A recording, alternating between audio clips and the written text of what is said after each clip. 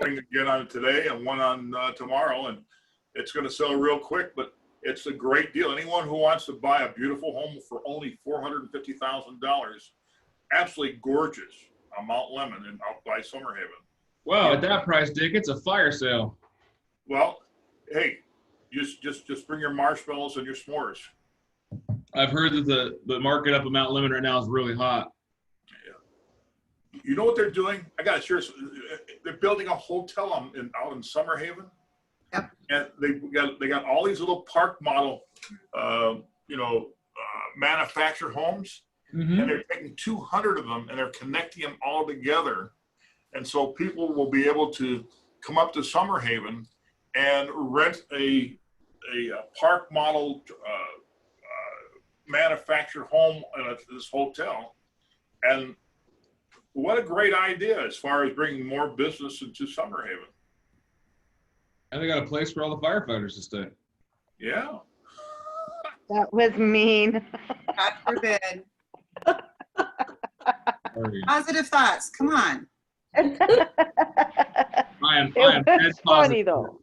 Dead positive that's a good place for firefighters to relax after they put the mountain out. Okay, reset. Come on. Only you can prevent forest fires. I've got friends that are up there fighting it. And there is Hey Dan, so to try to stay on topic because Dick can really lead us off. Stormy, I learned that up yours, Stormy. I learned that I tried to put an open house in the MLS. Well, I did put an open house in the MLS before a home actually went live, 2 days before I went live. And I thought, it worked because it accepted it. So I figured it would hit all the websites like Zillow and all that. Well, it didn't because I guess it's not supposed to. But it still worked out because for the whole week prior to the open house, I didn't just put it in the MLS and that was it. I actually door knocked and I made a bunch, like 500 flyers, and invited every client that I'm working with. So it was pretty busy. That's awesome. How many foot traffic people did you get? How many groups? Dude, I got like 2 sheets of paperwork, bro. Tons of follow-up, right? Yeah. And you called all of them already, right? Not yet. Yeah, I saw Mark Openoff had 21 groups for one of his opens. Stormy had quite a bit. So the more footwork you do on an open house, the more you're going to get people trafficked through it. So it's going to be, I got to keep looking over to the right side. Sorry, Adriana, I didn't mean to keep you waiting. So the more people you can drive there, the better off. And then try doing open houses in that neighborhood again. And then those same people you invite and they same see you, then you start building a real farm database and you can have a massive impact on the community. So did you try some of the new tactics you learned last week, Stormy? Did you get those people that weren't talking to you? Let's say that again. Did you use some of the tactics we talked about last week? Oh yeah, everything we talk about, I always use. How'd it work out? Feel better? Specifically, which one, man? What are we talking about? Oh, you said all the things we talked about. You must know what I'm talking about. Well, we were. No, mainly when people were not willing to give information or didn't want to talk. Okay. Yes. Anthony gave me, showed me the system that he works, and it's actually 3 different pages of it's like a questionnaire that he already got pre-printed, and it works really well. Awesome, man. That's good to hear. And congrats on joining that team. I think you guys are going to do great things. Thank you. So, who else had some awesome run-ins with some clients this weekend?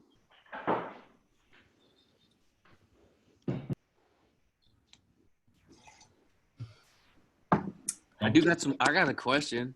What's up, Stormy? All right, cool. So my question is how do you deal as a listing agent? How do you deal with buyers that are coming in? What's the best way maybe to deal with these buyers that are coming in and kind of bullshitting a lot, and they write up these chicken shit offers and then they pull them off the next day and they just, I feel like it's a waste of time, and it gets frustrating after a while. Did they view the home? Yeah, man. They're like some cases no, right? Which was in most cases yes. So it's not just one. Yeah, the problem is I'm seeing that there are people, and raise the hands or thumbs up if you've encountered this or been part of it, is their agents are making multiple offers on multiple houses because of the market. And they're just kind of throwing out a dragnet, and they have to throw out these hooks on different lines just to see which one snags. And then they pull the other one down the next day or 2 days later. It's a pain in the ass, but that just became the condition of the market. So what is a tactic that can be used, man? Like, to make sure that a buyer's more serious or legit when they're making an offer, because I don't know what else to do, but I was thinking of like, hey man, like starting to try to keep maybe like some earnest money or something like that to make sure a buyer's more serious. That's part of the negotiations. If they submit an offer, then we have to take the offer at face value. All right, so then you submit an offer, right? And it's way below list price or whatever. It's just not even close to list price, right? And then I counter offer you, right? Because it's too low. But what I'm trying to say is like if in other words, if a buyer's coming in way low, they're not serious from the beginning, right? So if we're going to play this game, right? So then if we're going to play the game of you lowballing and going back and forth and all this stuff, right? Isn't there some kind of tactic you can use as a listing agent to make sure that they're serious? What I've seen people do in the agent remarks is that seller will review offers between this price and this price. And have you had that conversation with your seller? What is the low ball offer to you? I mean, if someone brings me an offer at 30,000 less, are you giving me permission to say we're not even going to entertain it? No, so every offer given, I give to my seller automatically, whether it's high, low, it doesn't matter to me. If it's an offer made, I show it to them. That's it. But you have to show all the offers to your client. I know I do. That's why I do it. Dan, I think it's useful though. I mean, we do in this market with getting multiple offers, it does seem important to just talk to the buyer's agents and just feel them out. Because I had to do that this weekend. So we had 3 offers on this manufactured and one was lower, but they just sounded so much easier to deal with. And I just talked to each, it really came down to 2. They were very similar in price. But that's one of those intangibles, right? The higher price is not always the way to go because the other agent seemed much more with it, seemed much more getting us what we needed. The other one was much more lackadaisical. There was another one that had come in before and he hadn't even seen the property. And like you said, he pulled it. So we're seeing all kinds of crazy stuff. But to me, it's really important to talk to the agent because you don't get to talk to the client, right? The buyer themselves, but to get a feel from the buyer's agent about what these folks are thinking, how much do they really like it. I think those conversations are invaluable. And it's amazing sometimes how much they will share, right? Also, when you call on a listing and you're like, what's the story with this? And I try to ask that every time. You want to get the story on every house and every buyer. Yeah, that's great. And you're right. So then I do that and I get to the point to where I'm not feeling it. Like, I'm like, wow. Like, you know what I mean? So then what do you do at that point? What is the conversation like at that point? Well, I know we're not supposed to tell our seller what to do, but I'm like, these people seem a lot easier to deal with. And I'm just telling you what they've told me. Because like you say, well, you can't keep their earnest money if they never get under contract. So that's not a thing. Again, I mean, we're our client's fiduciary, right? We're trying to do the best job for them. And to me, to relay what the agent said is what we should be doing anyway. I guess there's no silver bullet. That's well, part of it, Stormy, is that in dealing with people, you have the good, the bad, and the ugly. And in our business, being a fiduciary responsibility to our clients, we've got to do business with all 3 of them.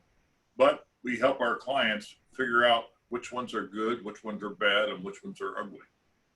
And there's a lot to be said with intuition. So if you've got a vibe from an agent or a client for that agent, and it just doesn't seem right, doesn't feel right, doesn't seem like they're interested, like that point, communicate that with your sellers. You cannot tell them which option to take. You can indeed advise them. My advice or my recommendation is, whatever you want to put it. because then it's just a recommendation. It's just saying, hey, this is what I would do if I were you. And it allows the sellers to make the decision. If you keep getting low ball offers, and we're talking 5, 6, 7, 8, 10 offers on the house that are all well below market, relook at your pricing, relook at the condition. Because if 10 agents think that your home is less valued than you do, we might have an issue. If you've got onesie twosies that are, you get some couple views and hits, and then they're throwing these low ball offers at you for some reason, then I like that range pricing inside the agent remarks. Seller will review any offers between here and here. It's kind of letting them know, hey, quit fucking sending me low ball offers. Secondly, like I said, it's just double checking your CMAs, making sure your valuations are there. What's your price point? You want me to help you? You want to look at it? Do you want me to help you look at it as well? I do the CMA every week, bro. Every single You're on top of your valuation. Good. That's what I'm asking. If one of my offers on my house is like that, I'm always checking value to see if something's changed. That's what you're looking for. But if you got that vibe, dude, if you're getting those, I get the same agents, like the same 3 agents that send me just crap offers on all my houses. I call them up before I even present the offer. Listen, Liz, is this even legit? Do we need to, we're going to play this dance again. I'm going to submit your offer, but I want to know how serious you are. The other You thing, call the agent out. the other thing that really struck me this weekend was that how much difference the agent did make in these 2 that we came down to. And it just made me feel like we need to be so careful with our words when we're representing a buyer, because we can make the difference in the other side. And I think, our leadership had talked about making sure our offers are really clean and we're getting them everything they ask for, and all those things reflect on the offer, right? So just. Yeah, when you tell your seller, I smell a rat, that's often a way of expressing that you don't think this is a good offer. I love it, Stormy. I can tell it's a frustration point for you, so.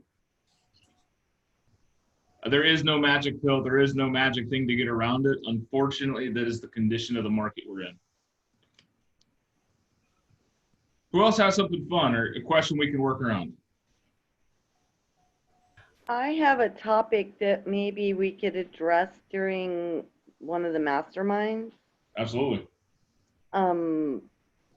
I came to a huge realization this weekend. I went over and spent some time with Teresa helping me put together these offers for this buyer from California. But I was not having as much issue with like the addenda and all the blanks and everything that needs to be filled out in the offer.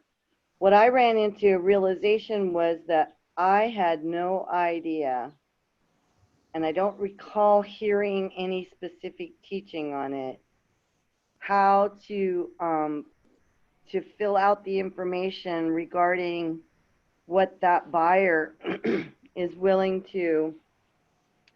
able to pay. And I guess I was under the impression that the buyer was supposed to be talking to the lender and getting all this information and conveying it to me.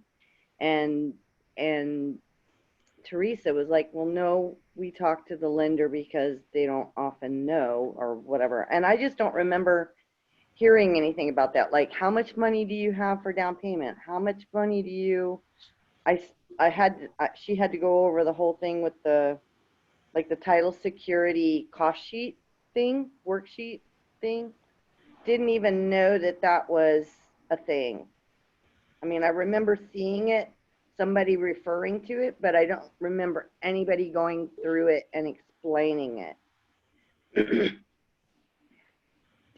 Am I making any sense? Yeah. So on that form is definitely part of those things you check on. As a listing side, I'm looking at a pre-qual and looking for that box to be checked, that they've had the conversation, that they have enough in reserves for that down payment. As a buyer's agent, it is not your responsibility to be checking that off, but it is to be having a conversation with the lenders to make sure that you have the things in place that are needed to have your offer be strong.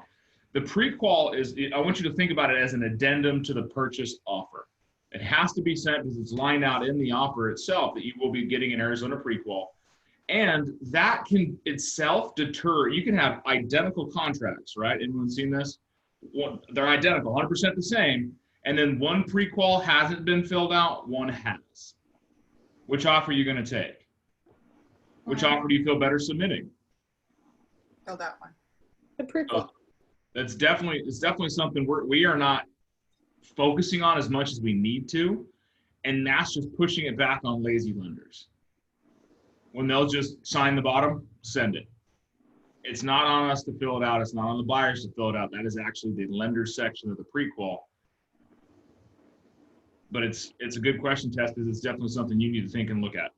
Well, I always call up the lender, whether it's if I'm the listing agent or the buyer's agent, and talk to them about the pre-qual. I want to know exactly how far they've done the underwriting, what's they'll tell you, and it gives you a much better understanding of where that buyer is at in the entire process, and they're going to spell out what they can do and down payment and everything else. So Well, that's what I'm saying is that I never even, I don't know if my mind was just in other places or what, but I didn't even realize that I should be talking to the lender. I had no idea. I thought that was totally like private information between the buyer and the lender themselves.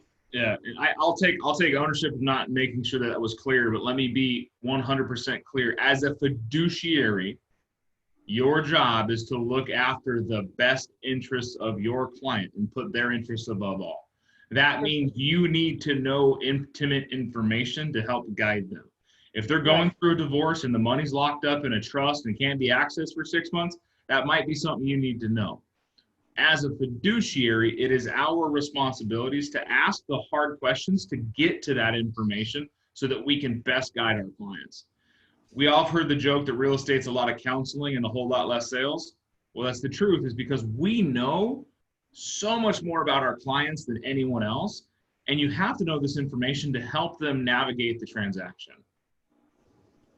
So absolutely call the lender. As a seller's agent, not supposed to get that information because it is kind of responsible of the lender not to tell you, but if you can get it, great. As a buyer's agent, have a good relationship with the lender. That's why if you're working with a lender you don't know, call them up, introduce yourself, get to know them, find out their process so that you can understand how this deal is going to flow in their systems. If it's a lender you work all the time, you understand it, you know it inside and out, you're probably going to get the information you need. And on the other side, I just looked at 2 contracts this morning I was helping review for agents that please get away from putting 3% concessions, just 3%. It shows laziness. You've got a $400,000 offer, right? You put 3% on that line. What does that mean? Line 100 of the contract, 3%. That means I am obligating my seller to pay up to $12,000 towards your closing costs. Up to $12,000. That's going to be a scary conversation to have, right? Mr. and Mrs. Seller, we got an offer, but they want you to pay up to $12,000 of their closing costs. What? What would look better? The fact that you need $5,860 in closing costs or $12,000? $5,800. Yeah. So as a listing agent, I'm looking at line 101 and 100, and I'm seeing that if an agent's just putting 3%, they didn't talk to their lender. They're just throwing out a number. Especially on like $300,000 deals, $9,000 in closing costs? No way. So who is it that sets, this is the other question that I came up with, or that came to my mind, is I had no idea who sets the down payment. Is that the lender or the seller or who? The lender. The lending vehicle is what sets the down payment need. So if they don't have it on the pre-qual, which mine didn't for whatever reason, Teresa was sort of astounded at that too. That's the kind of stuff I need to be talking directly to the lender and asking. Absolutely. Absolutely. It's a simple call. Ring, ring. Hey, Mr. Lender, this is Test Price. We're going to deal with Mr. and Mrs. Buyer. I'm trying to put the offer together right now. I did see you sent over a pre-qual. What loan vehicle we're using? What loan type? How much down payment do we need? Do they have those funds? And how far have you gone through the underwriting process? Love it. Love it. Know where What? they're at. And then What ask did you how say, far. Dave? Dick said, I said, how far have you gone through the underwriting process? A lot of lenders, and not the good ones, will just send out a pre-qual letter and it's just a piece of paper. But if you find out that they've actually gone and they've looked at taxes and they've looked at bank records and stuff like that, that's much better pre-qual. Okay. Always make that call. Yeah, that was a huge gap in my comprehension, and I think it was what was impeding me on making forward movement, because I had no problem with the rest of the contract, but I just sat staring at the whole financial aspect of it going, I have no idea where to get this information. So I just didn't know. That's one reason why I really like Keller Mortgage. They do a pre-approval, not a qualification, which is stronger because they go through and check everything. And I would love to have done that. I think, remember, is that you, Teresa? I can only see you on my phone, so I don't see everybody.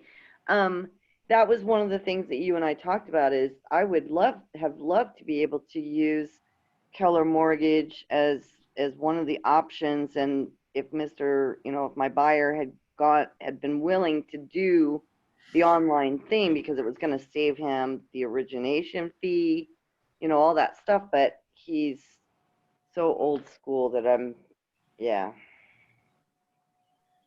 There's a lot of good lenders out there, and you just like Dick and everyone said, Dan, you need to communicate with them. So.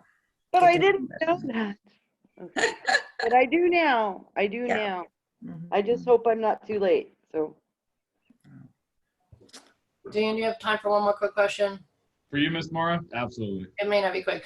This is the first time that I guess I've made an offer on a house that has leased solar. I've had to list one before, but so for my buyer, I know they're a little concerned, and they sent us the little contract. Is there anything quick you can recommend? I mean, I just told him I'll walk you through it. I didn't say I've never done one of these. That he has to assume everything that was on there, and thank God it looks like she has at least a good deal. The pricing looks really reasonable. But does anybody have any quick tips on just talking, I guess, to the original solar people and figuring out their process, right? No, that's just a simple question. Call them up. What do you need? How's this work? What can I do to help? Okay. But That's definitely it. get on that quickly, because some of those are taking forever. Oh, great. Okay. He's already asked for kind of a long closing, so 45 days. So, okay.